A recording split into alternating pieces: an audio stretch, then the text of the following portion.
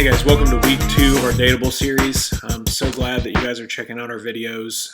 If you haven't watched our parent companion video for week 1 yet, it is up on the YouTube channel. This has been a great series for our students to engage on some topics that they are being bombarded with in our culture and the world that they're living in, with their friends and school and all of the other things that they've got going on in their life.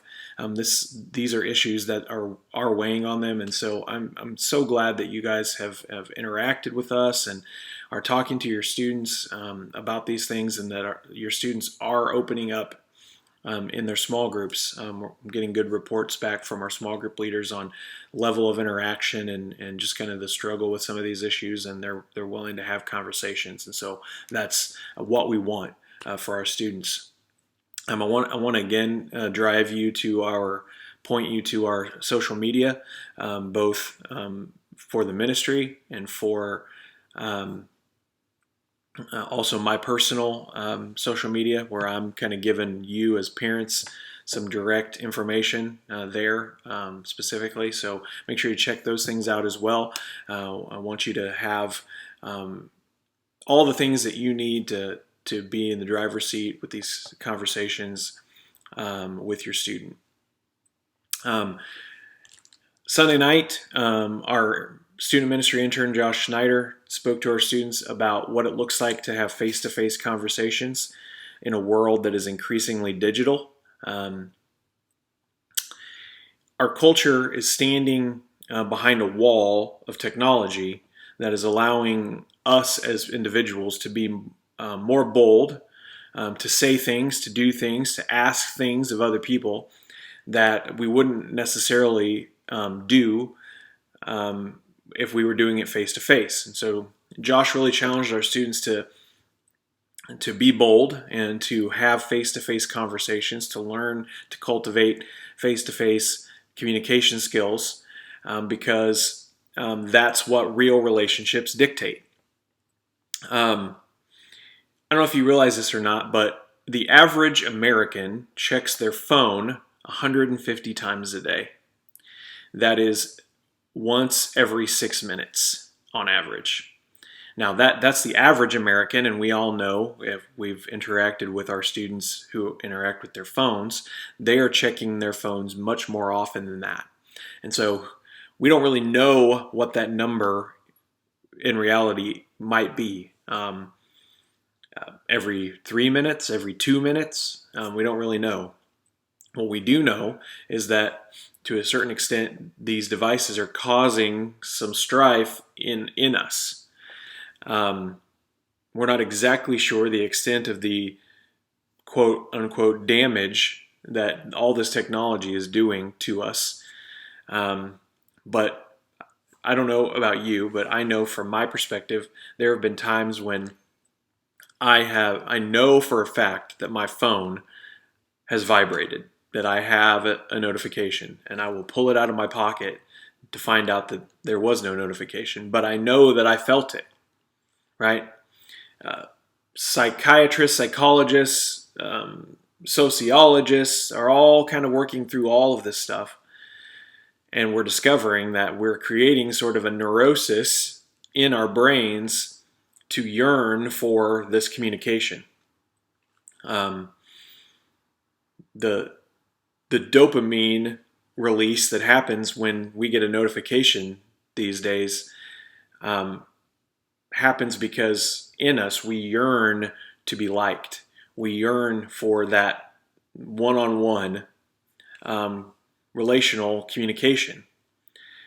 The problem with the digital one-on-one communication is that to a certain extent it's faulty. We all know that sometimes it's hard to gauge someone's real tone, their real interest in what we're talking about digitally over a text message or a Facebook message. Sometimes becomes our instant knee-jerk reaction to just get defensive about something that someone said because we read a certain tone, or we feel like they're coming to us from a certain perspective when maybe it was not that way at all. And so communication is skewed in a digital way, and we become a culture that makes major declarations via text or social media instead of having one-on-one, face-to-face, authentic conversations. And so we want our students to do that. And so some of the ways that you can do this practically with your student is to limit the amount of time that they spend on their phones. Obviously, that is not a popular decision to make. I know from personal interactions with my kids that one of the most harsh things I can do is take their device away. CNN a couple of years ago did a couple of nights on a kind of sort of a news documentary that they put together. I would have to go back and get you the title. We'll put it up on the screen, and you can look it up on CNN. I know it's still available because I looked it up the other day. They tracked a good number. I believe it was 200 students in a certain teenage age group for a certain amount of time when it came to their devices. And some direct quotes from some of these kids were that one I remember saying, "I would rather die than have my parents take my phone away." That's where we are in this digital age. And so if you limit the amount of time on the front end that your student has with their phone, the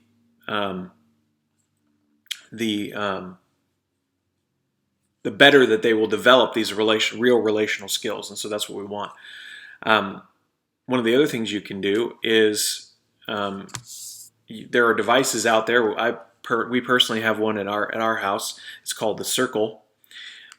This device connects to your internet source at home, your Wi-Fi, your router, your high-speed DSL, whatever it is that you have. It connects to your router device and basically creates little networks for each person in your family. And it allows the parent then the option to pause the internet at certain times, like at mealtime, when you want to have dedicated communication, face-to-face family time. Also, you can set time limits. You can set bedtimes. You can set filters. You can set individual app time limits for certain things. Like at my house, we have time limits on YouTube. We've decided in our family that no one person needs to be on YouTube more than 90 minutes a day. It may seem like a lot, and it might be. It's just what we've said at our house. And so devices like the Circle allow parents like you more opportunities to put in natural boundaries. When here at our house, when the time limit is met or the bedtime has come, the internet cuts off to that certain individual. It looks different for both kids. The older kid has a later bedtime, so the internet goes off later for her than it does for him. So it gives us options. It gives us natural boundaries set in place so that, honestly, I don't have to remember to say to them, "Hey, it's time to get off the phone." And there is a hard deadline. There's no sneaking around that deadline because the internet shuts off. So we have those opportunities. There are those things out there, these tools that you can use. On our website at acfellowship.org, under our student portal, we have a little parent corner where you can download a cell phone contract. These are the expectations that we have on you having a phone in our family. And it helps kind of manage that on the front end. If your child doesn't have a device yet, you can do this on the front end. It's a little more difficult to do it midstream, but it can be done, and it should be done.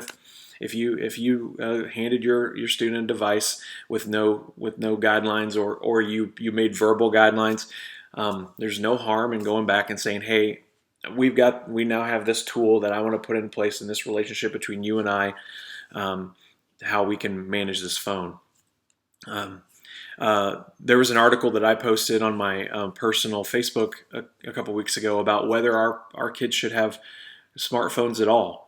Increasing evidence says that smartphones are doing more damage than they are good for our kids. Again, my kids have devices, smartphones. I'm not saying that your kids should not have one. I'm just saying that we need to be careful when how we manage these things and take a step back and evaluate everything that we're doing. We're doing this and we're not perfect at it. I'm trusting that you're struggling with these tensions and these situations and with these circumstances that come up with our kids every single day, just like I am. And so we're walking together. And so these are just some tips and some things that you can try to better equip your student to live in this digital world that we live in. I'm not advocating for any one thing. I'm just hopefully we can have this dialogue together and we can help each other along the way as we parent our students. Just some final thoughts. Again, we've got a couple more weeks left in this series. This coming week, we're going to be talking about how our actions impact our relationships. And so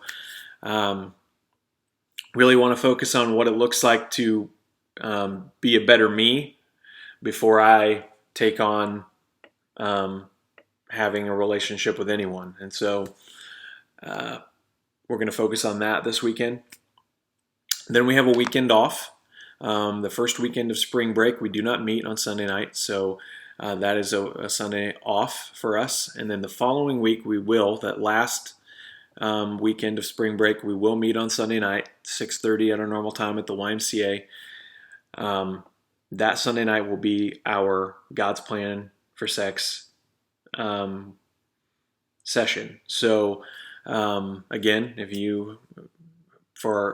specifically for parents of our younger students, if you have not had an opportunity to have that talk with your student, encourage you to do so, so that the talk that we have is secondary. We want you to be in the driver's seat, so giving you every opportunity to do that as well. So again, thanks for checking these videos out. I hope they're a help to you. Contact me if you have any questions. We want to walk with you. We want to give you help. We want to be help to your parenting. And so contact me, contact your student small group leader. We'd be glad to walk with you in any way that we can. Hope you guys have a great week. We will see you Sunday.